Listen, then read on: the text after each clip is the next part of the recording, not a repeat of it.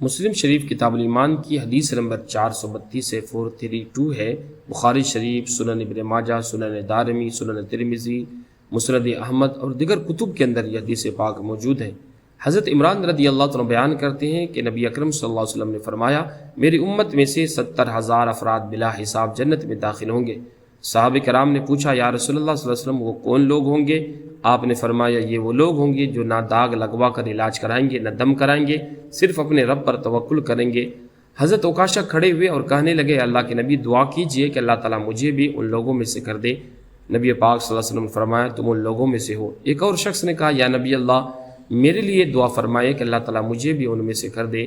آپ نے فرمایا، تم پر عکاشہ سبقت لے جا چکا ہے۔ شارح مسلم علامہ غلام رسول سعیدی رحمۃ اللہ تعالیٰ علیہ اس حدیث پاک کی شرح میں فرماتے ہیں کہ بعض لوگ اس حدیث کے پیش نظر علاج کرانے کو توکل کے خلاف سمجھتے ہیں۔ اس سلسلہ میں گزارش ہے کہ توکل کی تعریف یہ ہے کہ کسی شے کے اسباب حاصل کرنے کے بعد اس شے کے حصول کو اللہ تعالیٰ پر چھوڑ دیں اور اسباب پر بھروسہ نہ کریں، نہ یہ کہ سرے سے اسباب کو ترک کر دیں۔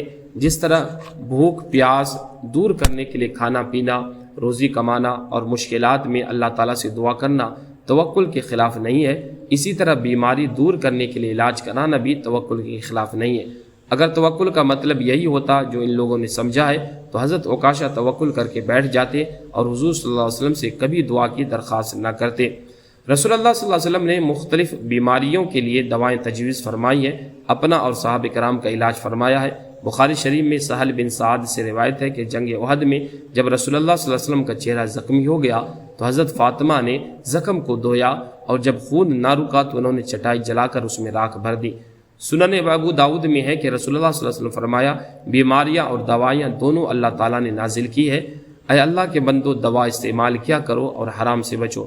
ترمذی شریف میں حضرت انس سے روایت ہے کہ رسول اللہ صلی اللہ علیہ وسلم نے اسد بن زرارہ کا داغ لگا کر علاج کیا۔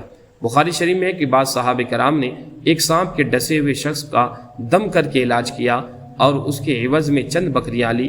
حضور کی خدمت میں آ کر یہ واقعہ بیان کیا تو آپ نے فرمایا، تم نے صحیح کام کیا۔ ان احادیث سے معلوم ہوا کہ مطلقاً علاج کرانا اور بالخصوص دم کرا کے علاج کرانا یا داغ لگوا کر علاج کرانا دونوں صورتیں حضور اکرم صلی اللہ علیہ وسلم سے ثابت ہے اور توکل کے خلاف نہیں ہے، کیونکہ رسول اللہ صلی اللہ علیہ وسلم خود سید المتوکلین ہے اور آپ سے یہ دونوں امر ثابت ہے۔ رہا یہ کہ پھر اس حدیث میں جو داغ لگوانے اور دم کرانے کو توکل کے خلاف قرار دیا ہے تو اس کا کیا مطلب ہے؟ اس کے جواب میں علامہ قتیبہ نے فرمایا کہ اس حدیث میں وہ لوگ مراد ہیں جو حالت صحت میں مرض لاحق ہونے کے خوف سے داغ لگوائے، کیونکہ ان کا یہ عمل توکل اور ایمان بالتقدیر دونوں کے خلاف ہے۔ اور علامہ خطابی فرماتے ہیں کہ اس حدیث سے وہ شخص مراد ہے جو داغ لگوانے یا دم کرانے کو صحت کے لیے قطعی اور حتمی سبب سمجھتا ہو اور یہ سمجھتا ہو کہ اگر یہ علاج نہ کرایا تو مر جائے گا، کیونکہ اس صورت میں صرف اس علاج پر اعتماد ہوگا اور اللہ تعالیٰ سے شفا کی امید نہ ہوگی۔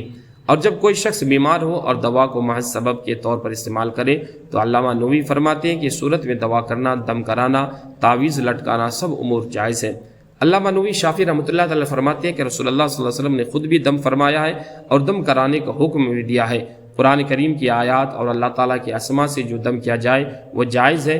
جن احادیث پاک میں دم کرانے یا کرنے کو مکروہ قرار دیا ہے وہ اس قسم کا دم ہے جن کے الفاظ شرک سے متشابہ ہوں یا زمانے جاہلیت کے دم کی طرح ہو، یا اس شخص کے حق میں دم مکروہ ہے جو دم کرانے کو علاج کے لیے قطعی سبب سمجھتا ہو۔